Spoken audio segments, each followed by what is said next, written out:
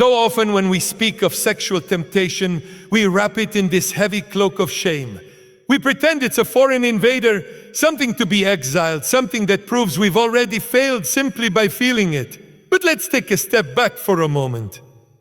Let's look at the thing itself without the layers of guilt and noise. Sexual temptation is not sin. It is not evil incarnate. It's simply a signal, a stirring, a tremor within your being that says, you are alive. It's not a verdict. It's a question. What will you do with this energy? Even the Christ, the very embodiment of divinity in flesh, felt the pull of temptation. 40 days in the wilderness, alone, hungry, stripped of all distraction. And there it was, the voice offering satisfaction without surrender, power without pain, glory without God. And he did not sin. But he felt the full weight of the desire. That in itself is telling, because if the purest soul to walk the earth wasn't exempt from the whispers of temptation, why should you be? You see, temptation doesn't come to ruin you, it comes to reveal you. It draws out the contents of your heart, not to shame you for what's inside, but to let you see what's inside. That's where transformation begins, not in denial, not in pretending the feelings don't exist, but in meeting them with honesty. Awareness is where power is born. But what happens when we mistake temptation for sin? We start building walls, we hide, we lie to others, to ourselves, even to God, though He already knows. And in that hiding, we become trapped, not by desire itself, but by our resistance to look it in the eye. When you suppress it, deny it, exile it, it doesn't disappear. It grows louder in the shadows. But when you observe it, name it, hold it gently in the light of understanding, it loses its grip. It's a bit like being caught in a current. If you panic, thrash, try to escape by brute force, you'll exhaust yourself and drown. But if you float, if you find your rhythm within the pull, if you understand how the current works, you might just find a way to let it carry you somewhere deeper, somewhere freer. And perhaps that's what this is all about. Not suppression, not indulgence, but integration.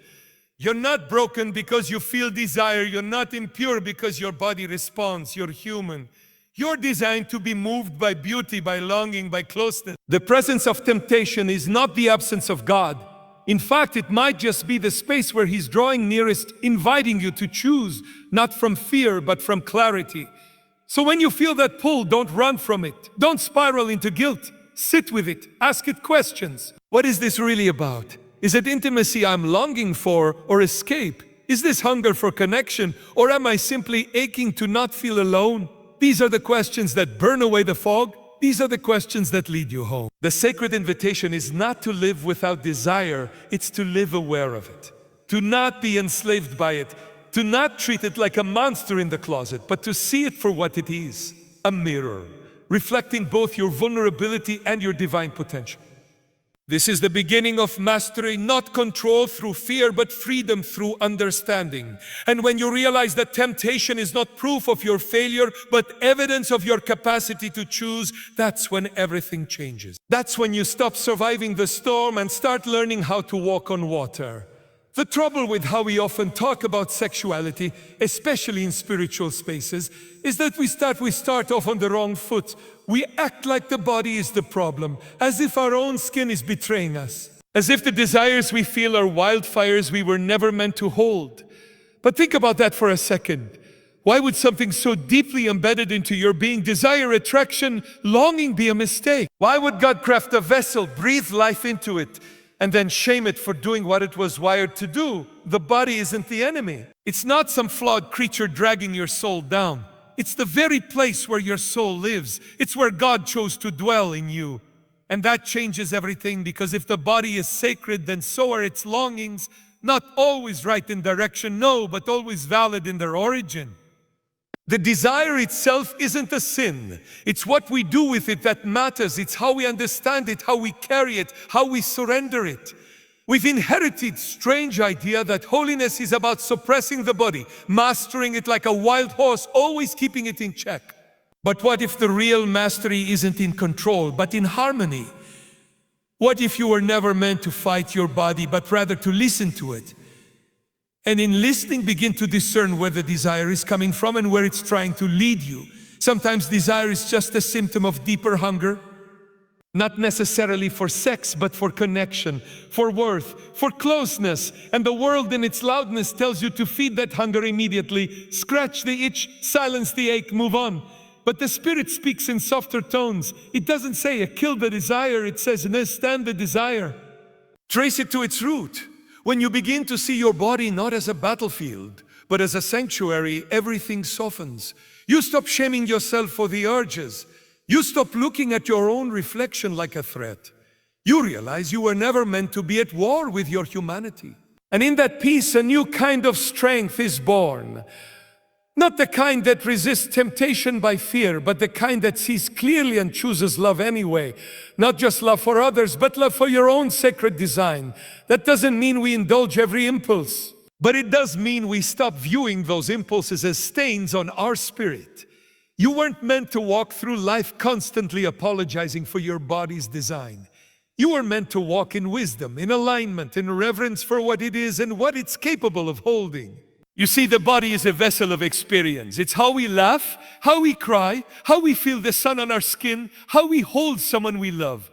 It is a gift, not a curse. Then sexuality, when rightly understood, is part of that gift, not something dirty. Not something to hide away like a shameful secret, but something to be stewarded, protected, and ultimately shared in the right time with the right heart. We often think God is trying to keep something from us, but really He's trying to preserve something for us. The sacredness of the body and the sacredness of its union with another soul wasn't meant to be cheapened by impulse. It was meant to be awakened in love, in covenant, in safety. That's not repression. It's reverence. So maybe instead of asking, how do I kill this desire? We begin asking, how do I honor it? Because the answer might not be in resistance, but in remembering who you are and whose you are. The flesh was never your prison. It's the place where heaven and earth meet. And when you finally stop running from your body, you might just find that it was never chasing you. It was waiting for you to come home. There's something haunting about silence, isn't there? Especially when you're in the thick of a struggle, when the weight of desire presses heavy on your chest and you're crying out, begging for strength, for guidance, for God to say something, anything. But all you get is quiet. No signs, no thunder from heaven. Just your own heartbeat louder than usual. And in that emptiness, doubt creeps in. Why isn't He answering? Why do I feel so alone in this fight? But the absence of sound is not the absence of presence. That stillness isn't a punishment, it's a process, a sacred one. The silence of God is not cold. It's precise, because sometimes the deepest lessons require the quiet. It's in the silence that your motives surface. It's in the silence that your faith is refined. You're not being ignored, you're being invited. Invited into a space where what's real in you rises to the surface, without needing the comfort of constant reassurance. You see, we often want God to pull us out of the storm, but sometimes He wants to teach us how to walk through it. Not because He delights in our struggle, but because He sees what's forming in us through it. There's a strength that can only come from wrestling in the dark. There's a clarity that only emerges when everything else has gone quiet. In those moments when the temptation is loud and the heavens feel sealed, you are not abandoned. You are being stretched. There's a fire beneath the silence, not one that burns to destroy, but one that purifies. This is the slow work of transformation. The roots growing deeper beneath the soil, even when nothing appears above ground. The silence isn't emptiness, it's growth in disguise. But it's hard, isn't it? Because silence feels like neglect. It feels like failure. You think, if I were stronger, maybe I wouldn't even be facing this. If I were holier, surely I'd hear something by now. But that's the illusion. Holiness isn't proved by the absence of struggle. Sometimes it's proven precisely by enduring it faithfully, even when no one claps, even when the room goes still and heaven holds its breath. When you're walking through the fire of sexual temptation, silence can feel like the cruelest part. But it's not. It's holy ground. Because that's where dependence is forged. Not on emotions, not on signs or feelings, but on truth. That's where you begin to believe, not because it feels good, but because you've seen enough to trust even in the dark. And maybe that's what spiritual maturity is. Not the absence of desire, but the ability to stay grounded when the desire crashes over you like a wave, and no one's there to pull you out. You learn to breathe there. You learn to stand. And slowly, you begin to realize silence was never the enemy. It was the invitation to become someone new. This journey isn't about perfection. It's about becoming rooted. Becoming someone who can hold tension without being torn apart by it. Someone who can feel the full force of temptation and still choose what is right. Not because it's easy, but because it's true. And in that choosing, even in the silence, something sacred unfolds. A quiet kind of power, a depth that no instant answer could ever give you. So if you find yourself staring into the stillness, wondering where God has gone, don't run from it. Don't assume He's absent. Maybe He's closer than He's ever been. Maybe He's not speaking because He's listening. Maybe the silence isn't the end of the conversation, but the space in which you finally begin to hear your own soul again. And if you listen closely enough, you might discover that silence was never empty. It was the sound of heaven waiting for your next move. It's a strange thing, how quickly we assume that if something we deeply want isn't happening, it must be a punishment, a rejection, especially when it comes to sexual desire, attraction, intimacy. If it's delayed or denied, we start asking all the wrong questions. What's wrong with me? Why won't God give me what I crave? Why am I still waiting? But maybe the waiting isn't denial. Maybe it's direction. Maybe it's God with great tenderness saying, not here, not now, not like this. The world teaches us that desire is meant to be fulfilled immediately.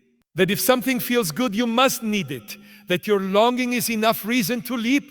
But the spiritual life invites us into a different rhythm. One that doesn't demonize desire, but doesn't rush it either. And sometimes the greatest act of love from the divine is the gentle turning of your head away from what looks good toward what is actually good. That redirection doesn't always feel holy at first. Sometimes it feels like loss, like longing with no landing place. But what if that ache you feel is not the absence of love, but the preparation for it? What if God is preserving the soil of your heart so that when the right seed is planted, it can actually take root and thrive? Desire in of itself isn't the problem. It's directionless desire that hurts us.